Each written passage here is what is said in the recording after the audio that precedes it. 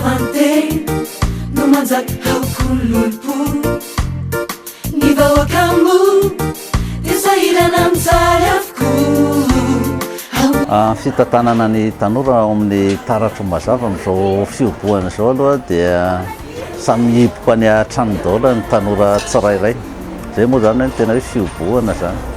Fa ny tena moa amin'izao dia mitondra am-bavaka ho an'ny firenena mba ho afaka amin'izany aretina fihiboana zany tsika menakavy. Ka ilaina ihany no mitandrina zany ny anaovana an'itony hary vava itony amin'izao fotoana izao. Dia misaotra tsika rehetrarehetra ihany koa.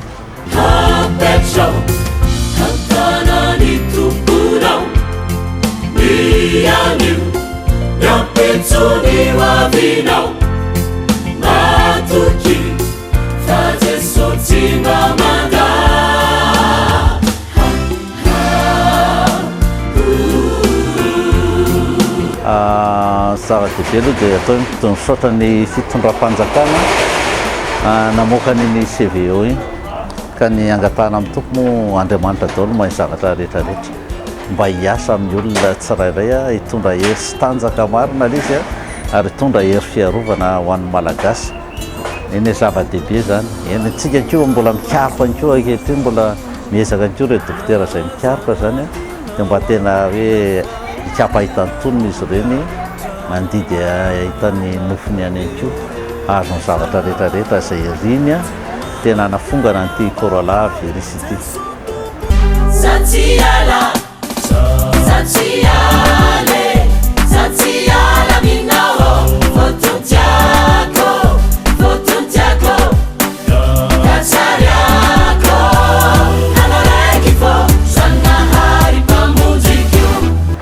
Ny hetsika izay saika ataon'ny taratry mazava zany dia foana avokoa amin'ity taona ity angamba satria antsika mbola tsy afaka hoe hivory na ampivory olona zany satria olona eo amin'ny 5 ihany tia manao spectacle zany olona any amin'ny 300 amina arivo ny amina 3 arivo sarotsarotra ihany amin'izao fotoana izao ka dia fotoana angamba mbola be da be nefa raha tsika miaraka dia mihira moa zany mihira vaovao tsy maintsy misy foana amin'izao fotoana izao nefa reny rehetrarehetra reny dia apetrakantsika eo am-pelantanan'ny tompo aiza malahelo ianareo izay mpankafy ny taratry mazava fa ho avy ny fotoana hihaona antsika andresentsika aloha dia ny aretina zany no tena zava-dehibe fa rehefa salama dia tsy maintsy hihaona foana malagasy rehetrarehetra sy ny mpankafy ny taratry mazava.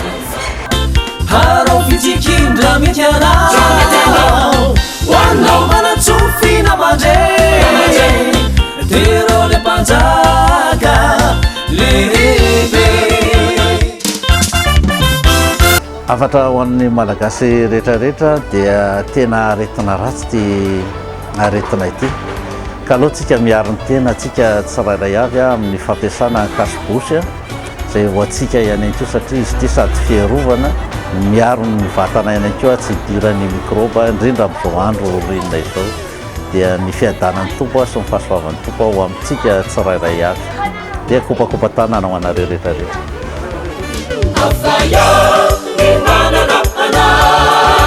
Ito fifalina lavi paurine